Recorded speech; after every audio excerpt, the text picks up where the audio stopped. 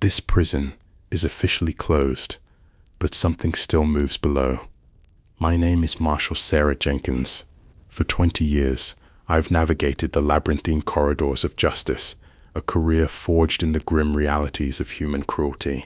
A silent vow made years ago, watching my own sister's name fade from the headlines, swallowed by an unsolved cold case, propelled me into the U.S. Marshals.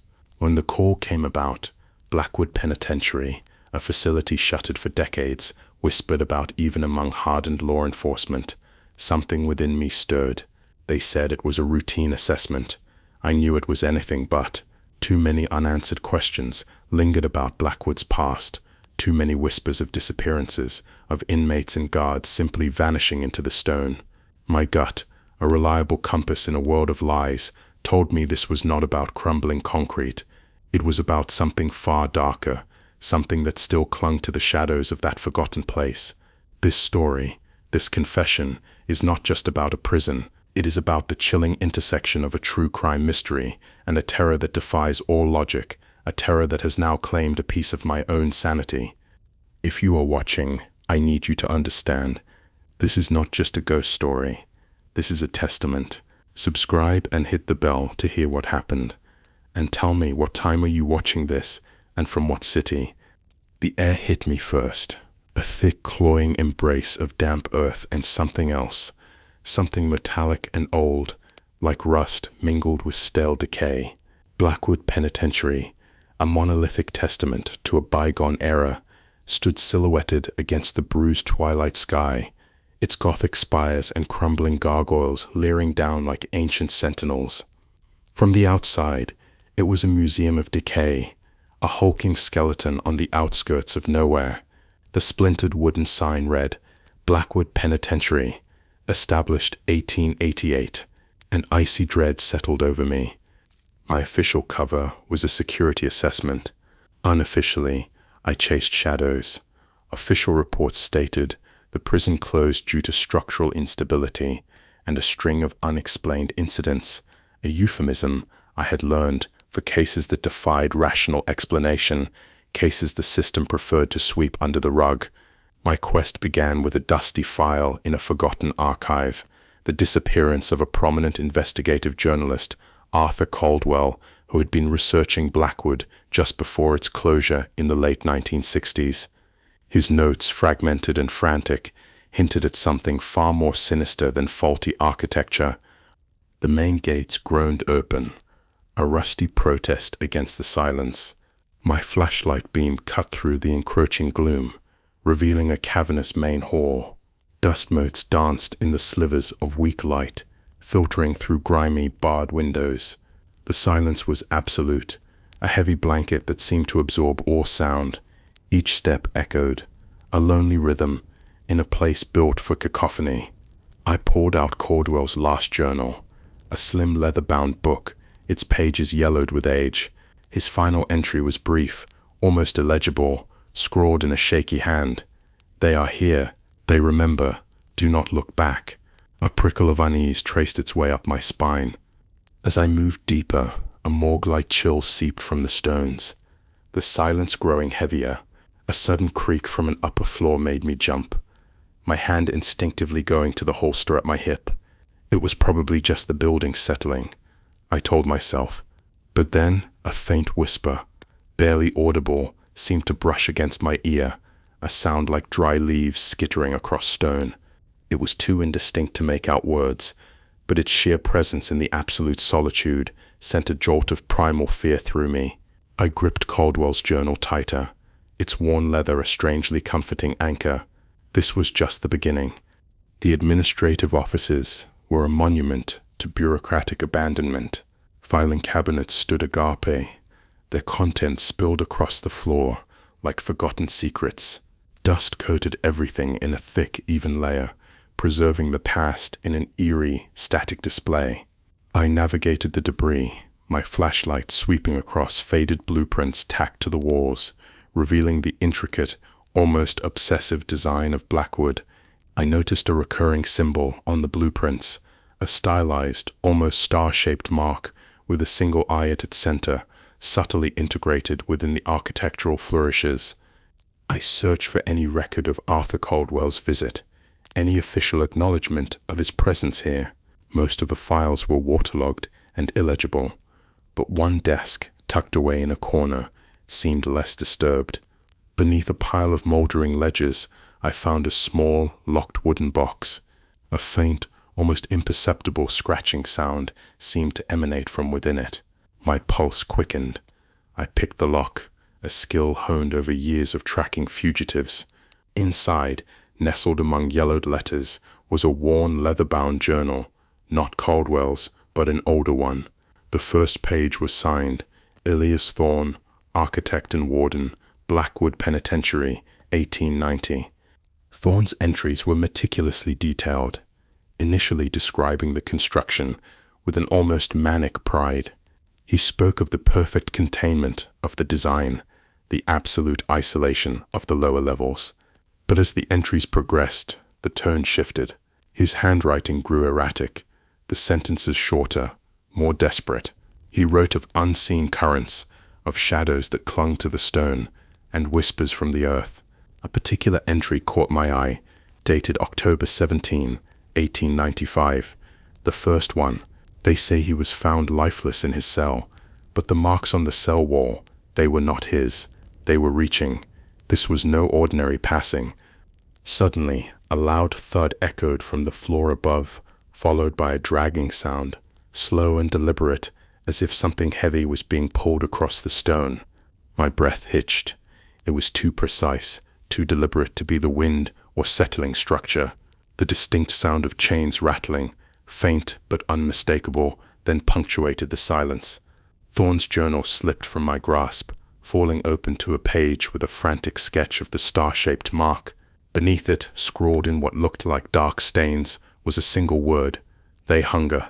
The air around me grew impossibly cold, and I felt a chilling presence, a sense of being watched from the very shadows I had hoped to illuminate. The chill followed me as I descended deeper into the prison's core, a network of narrow, winding staircases that plunged into the earth like a forgotten root system. The air grew heavier, saturated with the smell of damp stone and something else, a faint metallic tang of decay. The further down I went, the more the prison's oppressive silence weighed on me, a tangible force pressing against my ears. This was not just a building, it felt like a living entity, its cold stone walls breathing in the darkness. My flashlight beam danced across rusted cell bars and peeling paint, revealing a forgotten section of the prison, its existence not even hinted at in the official blueprints I had seen. This level felt different, more ancient, a place designed for utter oblivion. Elias Thorne's journal, clutched in my hand, spoke of the deepest cells, a place where the unworthy were sent to be forgotten. The floor here was uneven, slick with an unseen moisture, and a constant faint drip echoed from somewhere in the darkness. Then I saw it, a single cell, its door ajar, unlike all the others. Inside, etched into the stone wall, were dozens of the star-shaped marks I had seen on Thorne's blueprints, alongside countless frantic scratch marks. They were deep, raw, as if someone had clawed at the stone in a desperate bid for escape. And there, scrawled in what could only be dried crimson residue, was a name: A. Caldwell. Arthur Caldwell. He had been here. He had been imprisoned. My blood ran cold. The implications were staggering. He had not just disappeared, he had been brought here, to this forgotten, unholy place. As I examined the etchings, a sudden guttural gasp ripped through the silence, right beside my ear. It was raw, desperate, filled with a pain that resonated deep within my bones. My head snapped around, but there was nothing, only the inky blackness beyond the reach of my flashlight. The air grew heavy, oppressive, and a faint, sickly sweet odor, like decaying flowers, filled my nostrils. Then, a distinct click echoed from the cell door, and it slowly, agonizingly began to creak shut. I lunged forward, my heart hammering, slamming my shoulder against the rusting metal just as it was about to seal. The effort sent a searing pain through my arm, but I pushed through, driven by a sudden, overwhelming certainty that if that door closed, I would be trapped, just like Caldwell. A chilling whisper, clear this time, snaked around me. You should have listened. The voice was ancient, parched, filled with a malevolent glee. Whatever held Blackwood was not a relic of the past, but a living, malevolent force, and it knew I was here. Escaping the closing cell, I scrambled back up to the administrative level, my breath ragged, the metallic taste of fear coating my tongue. The experience in the deeper cells had irrevocably shifted my perception. This was no mere structural assessment. This was a direct confrontation with a malevolent presence, something that resonated with Thorne's frantic entries and Caldwell's desperate etchings. I needed answers.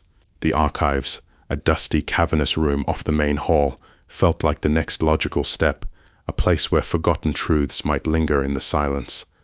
The archive was a claustrophobic maze of metal shelving, crammed with boxes of inmate records, guard logs, and medical files.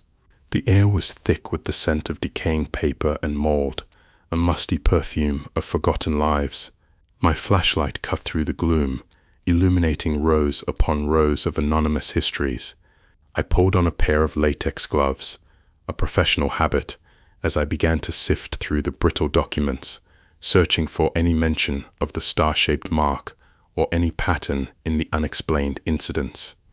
Hours blurred into a dizzying cycle of sifting, reading, and cross-referencing.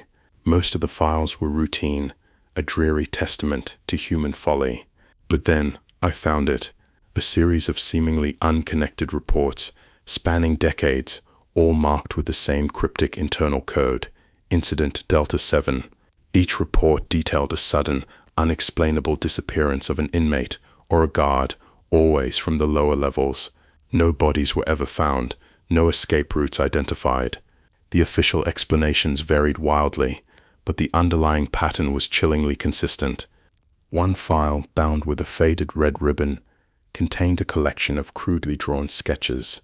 They were disturbing, depicting shadowy, elongated figures with eyes that seemed to glow in the darkness.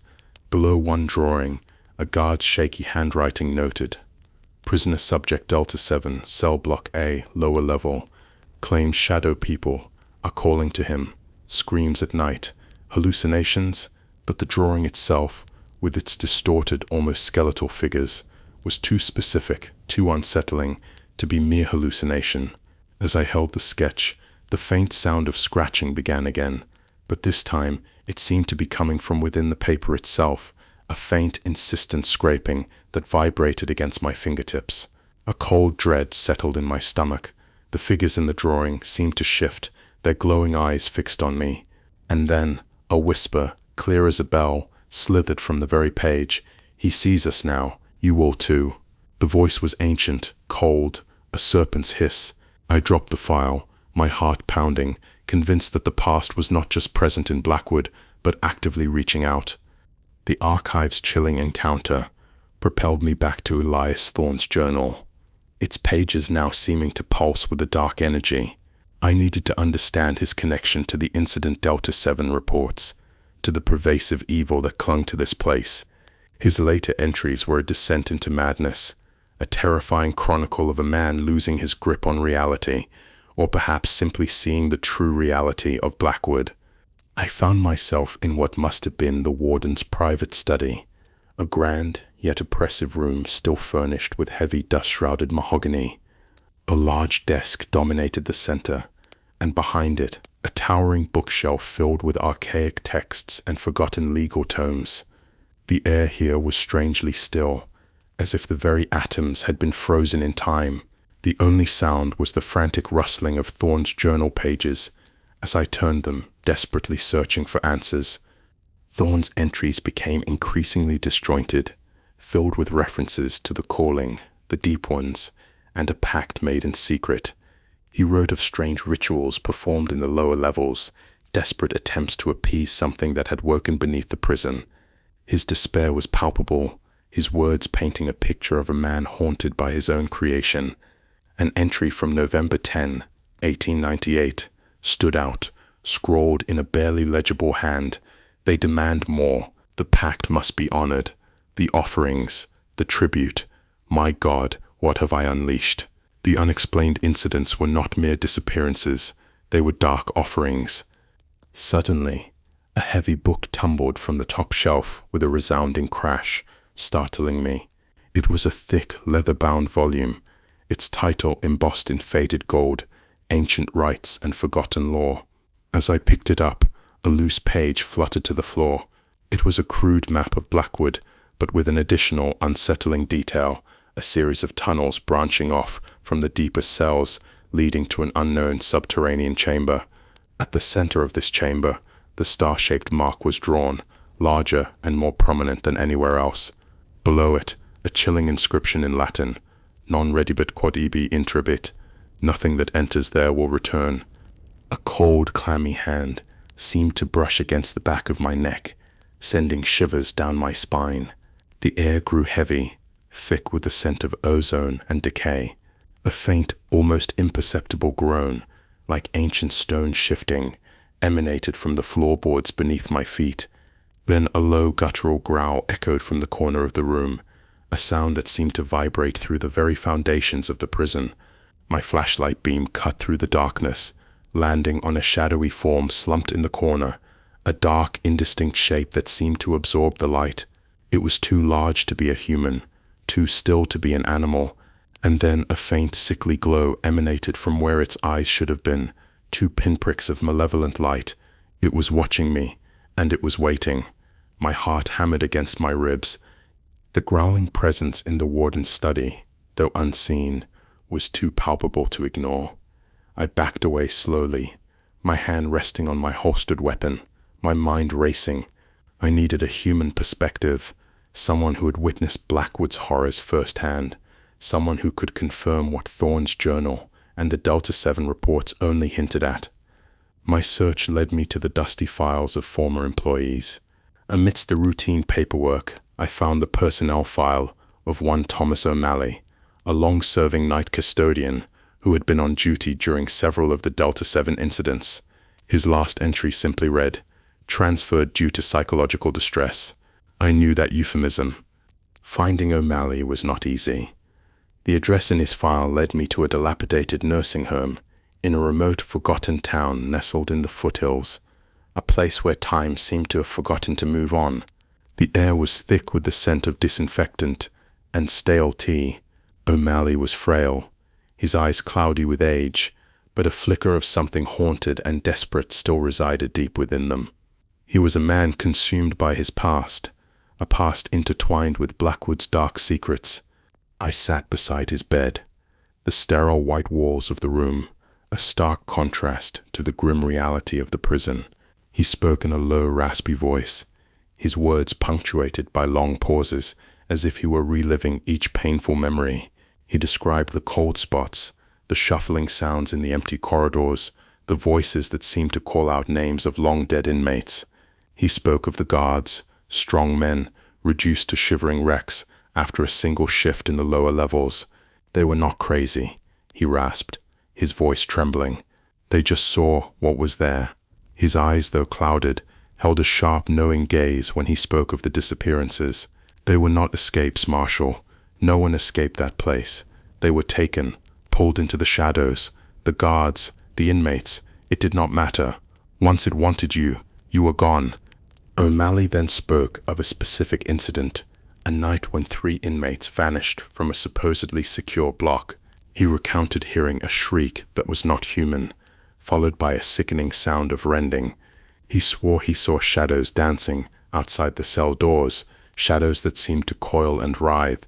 As he spoke, his frail hand reached out, grasping my arm with surprising strength. His eyes, now wide with a terror that transcended age, fixed on me. "They called it the hunger, Marshal," he whispered, his voice barely audible. "It feeds, it always has, and it remembers." The grip on my arm tightened, his fingers digging into my flesh. "You should not have gone down there. It knows you are there. It will come for you." The silence in the room seemed to press in, thick and suffocating, and I felt a chilling sense of foreboding, a confirmation of my worst fears. O'Malley's words were a desperate warning, a cry from a man who had seen the abyss and carried its scars for a lifetime. and his words echoed Thorn's frantic plea, "It will come for you." O'Malley's chilling confession solidified my resolve. The hunger, the shadows, the calling, all pointed to a malevolent entity, a force that had been nurtured and fed within Blackwood's depths. The true crime element of disappearances and murders was merely a symptom of a deeper, more ancient evil. I knew, with terrifying certainty, that the only way to truly understand what happened to Caldwell, to the vanished inmates and guards, was to descend to the lowest level, to the subterranean chamber, depicted in Thorn's hidden map. Armed with a powerful tactical flashlight, extra batteries, and my sidearm, I retraced my steps, past the administrative offices, down the winding staircases, deeper and deeper into the prison's oppressive embrace. The air grew progressively colder, heavier, charged with an almost electrical tension. The metallic scent of decay was now overpowering, a constant presence that seemed to cling to my clothes, my skin. Each step echoed in the profound silence, a lonely testament to my descent. Following Thorn's crude map, I located a hidden passage behind a false wall in the lowest cell block, a section so dilapidated it seemed to melt into the surrounding rock. The passage was narrow, barely wide enough for me to squeeze through, and the air within was stagnant, thick with the scent of decay and something acrid, like burnt offerings. The walls were slick with an unseen grime, and the silence here was absolute, deeper than any silence I had ever experienced, a silence that felt like a living thing, watching and waiting. The passage opened into a vast cavernous chamber, dimly lit by a faint phosphorescent glow emanating from the walls. The air here was strangely warm, despite the depth, and pulsed with a low, almost imperceptible hum that vibrated through my bones. At the center of the chamber stood a massive stone altar, its surface stained with ancient, dark residues. Around it, arranged in a chilling tableau, were rusted shackles embedded in the floor, and faint, dried crimson residue formed the star-shaped mark, larger than I had ever seen it. This was no ordinary prison cell.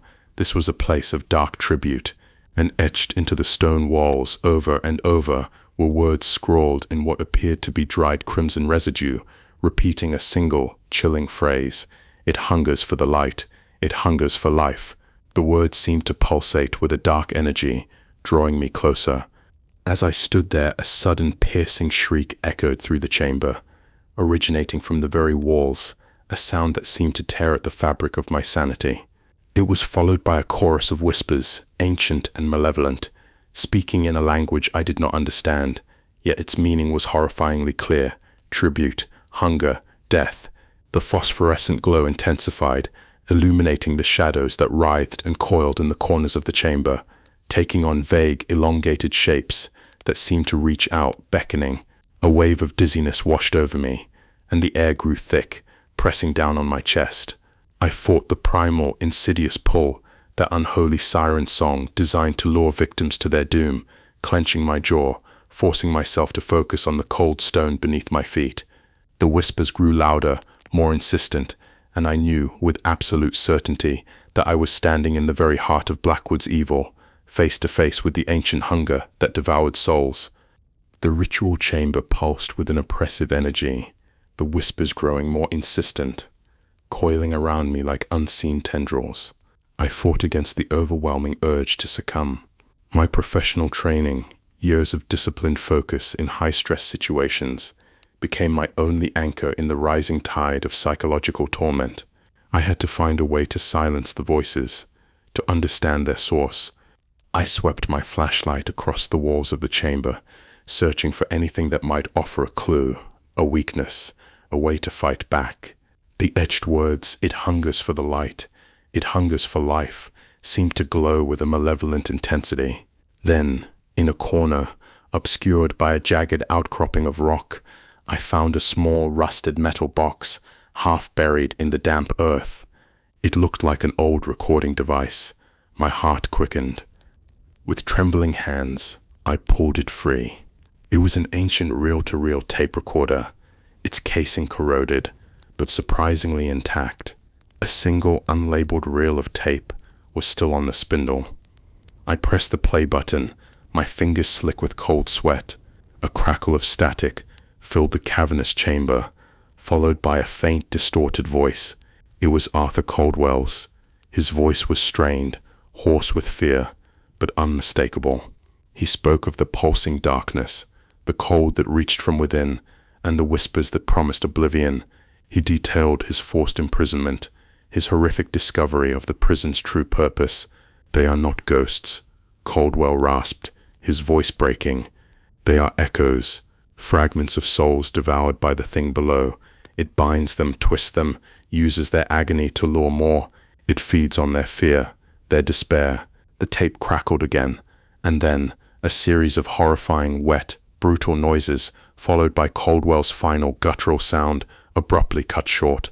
The silence that followed was even more terrifying than the sounds themselves. As the recording ended, a new chorus of voices erupted, not from the tape, but from the very air around me. They were overlapping, distorted, a cacophony of suffering. I recognized phrases from Thorne's journal, from O'Malley's terrified confession. The pact, it takes, cannot escape, it remembers. And then, clear as a bell, a voice that was undeniably my sister's, faint but unmistakable, whispered my name, Sarah. A wave of nausea washed over me, and my knees buckled.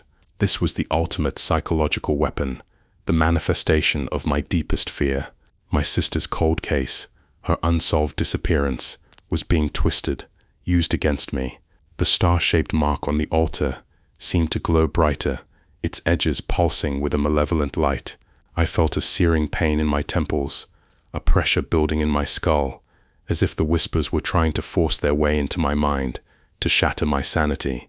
The chamber seemed to spin, the shadows twisting into grotesque forms, and I knew with horrifying clarity that the entities were not just echoes. They were aware, intelligent, and actively trying to break me. The thought of my sister's voice, tainted by this evil, was almost enough to succeed. My sister's voice, a phantom whisper in the chorus of the damned, echoed in my mind, threatening to shatter what little sanity I had left. The chamber spun, the shadows writhed, and the overwhelming scent of decay intensified. This was the true price of truth, the personal cost of delving into Blackwood's abyss. But the very invocation of my sister's name, a sacred memory defiled by this evil, ignited a fierce burning rage within me, a defiance that transcended fear. I would not break. I stumbled backward, away from the altar, my hand fumbling for the small silver locket I wore around my neck. It was my mother's, a simple oval containing a faded photograph of my sister and me as children. It was a tangible link to a past untainted by this horror, a beacon in the encroaching darkness. As my fingers closed around the locket, a wave of cold fury, distinct from the chilling presence in the chamber, washed over me. This entity fed on despair, on fear. My rage was anathema to it. The entity, sensing my resistance, seemed to recoil slightly. The whispers intensified, now laced with an almost desperate urgency, like a hungry predator denied its prey. The shadowy figures on the walls became more defined, more grotesque, their elongated limbs reaching, their gaping mouths forming silent screams. I knew I could not fight this thing physically. It was not a tangible enemy. My only weapon was my resolve, my refusal to yield to its psychological assault. I looked at the star-shaped mark on the altar, its dark symbolism radiating malice. It was not just a symbol. It was a conduit, a focal point for the entity's power. Caldwell's final recording, O'Malley's desperate warnings, Thorne's descent into madness. They all pointed to the same horrifying truth. This thing was trapped, bound to Blackwood, but it could reach out, could influence, could consume those who ventured too close. It fed on the fear, the despair, and the lives it took. The star-shaped mark was its tether, its connection to this world. With a surge of desperate energy, I pulled the locket from my neck, its cool metal a grounding presence in my palm. I stared at the faint image of my sister's smiling face. This was not just about the missing and the lost. It was about honoring their memory, about preventing this abomination from consuming anyone else. The whispers shrieked, a chaotic symphony of agony and rage, as if the very air was tearing itself apart. The shadows lunged, their forms momentarily solidifying into grotesque, skeletal figures, their clawed hands reaching for me. I felt a searing coldness as one passed through me, a chilling touch that left me breathless. But I pushed through the phantom assault, my gaze fixed on the altar. I raised my firearm, aiming for the very center of the star-shaped mark, the glowing eye that seemed to pulse with malevolence. The first shot echoed like thunder in the confined space, a deafening crack that momentarily silenced the whispers. A shard of stone flew from the altar, embedding itself in the wall behind. The glow flickered, then intensified, as if in defiance. I discharged my weapon again, and again into the ancient stone. Each impact chipped away at the symbol, slowly, agonizingly, but surely. With the last impact, a large section of the mark crumbled, and the glowing eye winked out, plunging the chamber into utter darkness. A deafening roar erupted, a sound that seemed to rip through the very foundations of the prison, shaking the ground beneath my feet.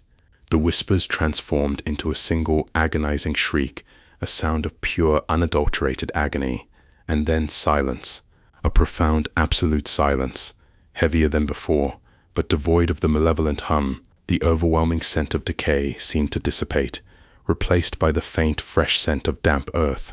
My flashlight beam cut through the blackness, revealing the altar, its surface scarred and broken, the star-shaped mark now a fragmented ruin. The shadows were gone, the presence was gone, the binding was broken.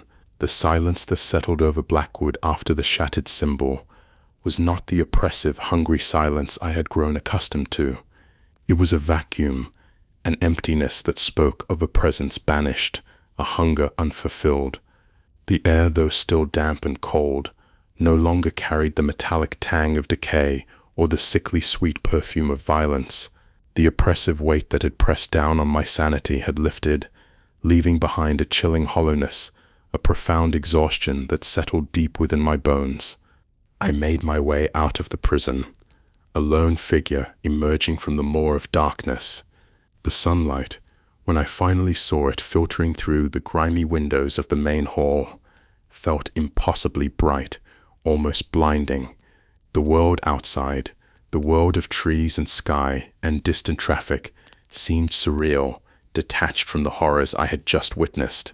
Blackwood Penitentiary stood behind me, its dark secrets once again cloaked in silence, but a silence of emptiness, not of malevolent anticipation. The entity, whatever it truly was no longer tethered, no longer feeding. It was banished, at least for now. The official report I filed was carefully worded, speaking of structural damage, of unstable foundations, of the necessity for immediate demolition. I made no mention of the whispers, the shadows, or the shattered altar. Who would believe me? But the truth, the real truth, was etched into my soul, a permanent scar from the abyss. Arthur Caldwell's disappearance was now connected, irrevocably, to a power beyond human comprehension. His notes, his warnings, his dark tribute, they were not in vain. The cost had been immense, a piece of my own sanity, perhaps, and the haunting knowledge that such darkness exists. The locket with my sister's picture is now a constant reminder, not just of her absence, but of the victory, however small, against an ancient evil. Blackwood Penitentiary will be demolished, its stones reduced to rubble, its dark history buried beneath concrete and steel. But I know, with a chilling certainty, that some things cannot be truly destroyed. The echoes, the whispers, the hunger, they may be dormant, but they are never truly gone. They linger in the shadows, waiting for another moment of weakness, another opportunity to resurface. The true crime, the vanishing inmates, the warden's madness, they were all threads in a tapestry of fear, woven by something ancient and unknowable. And I, Marshal Sarah Jenkins, am now a keeper of that terrifying secret. This is my story, Share it, drop your thoughts in the comments, and do not forget to subscribe and hit the bell for more. You never know what secrets lie hidden beneath the surface, waiting to be unearthed.